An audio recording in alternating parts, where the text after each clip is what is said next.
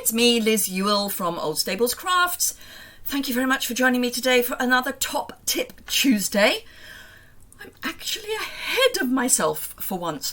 So, first things first, bit of housekeeping. I am, as I said, Liz Yuille from Old Stables Crafts. I'm an independent Stampin' Up demonstrator based in the UK, working across the UK, France, Germany, Austria and the Netherlands, and very soon Belgium and Ireland. We are waiting for the date for that. If you want to know when we're going live in Belgium and Ireland, I would suggest you sign up to my newsletter, and there's links to all of the good stuff below and on my website, which is also linked below, because I will be announcing, as soon as I know, I will announce when the Belgium and Ireland, Republic of Ireland, are opening up for Stampin' Up.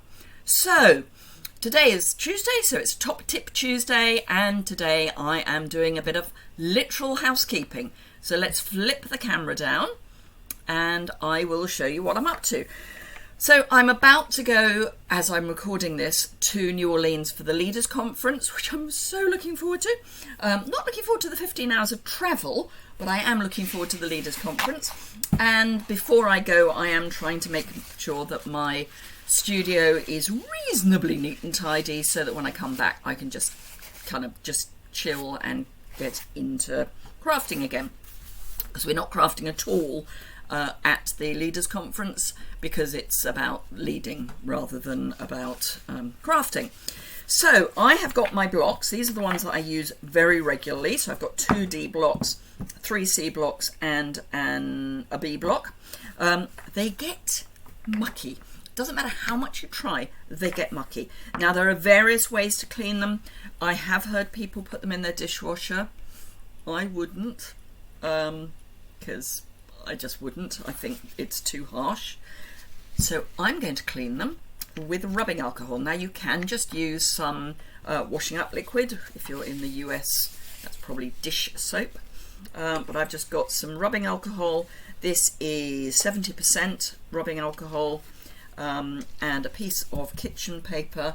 Let's put the rubbing alcohol out of my nose way, and then all I'm going to do is clean each of my blocks. And what this does is it takes off sticky fingerprints, it takes off glue, it takes off all those gubby things that we get on our blocks.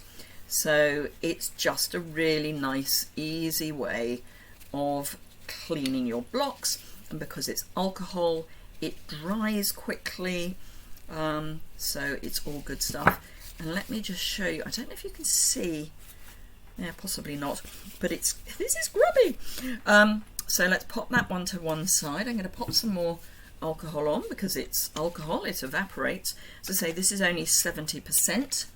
If you've got really dirty blocks, you may want to go to 100%.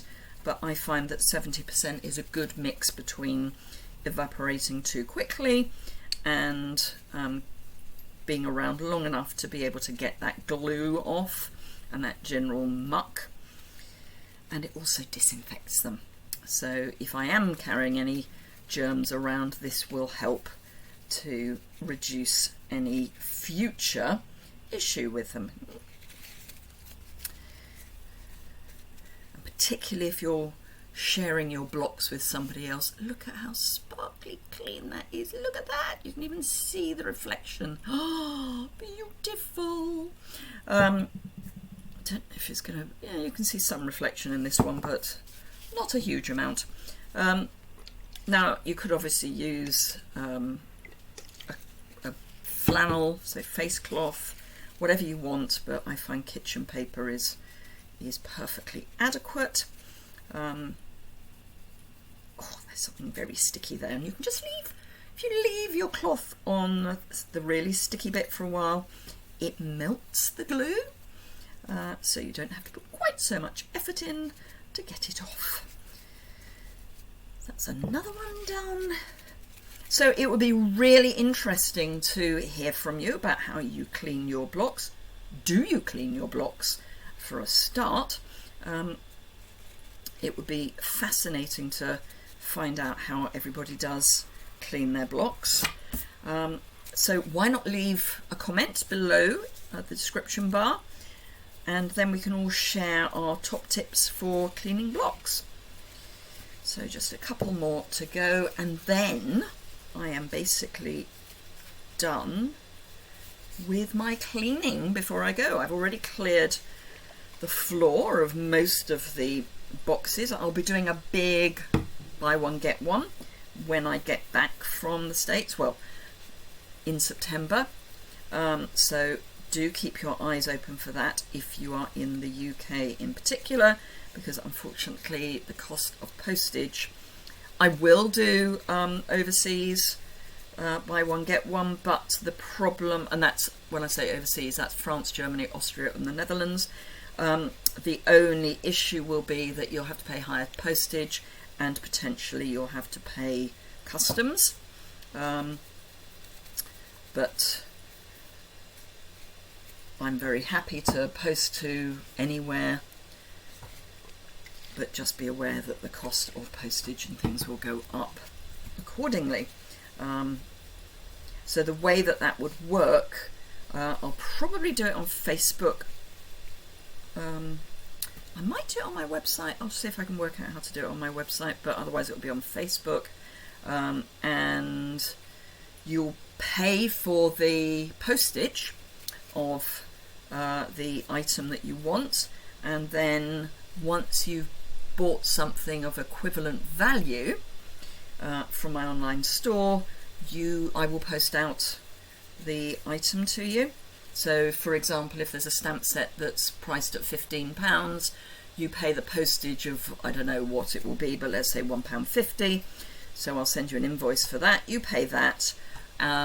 You place an order for £15 in my online store, and then as soon as I see that go through, I post out the item to you.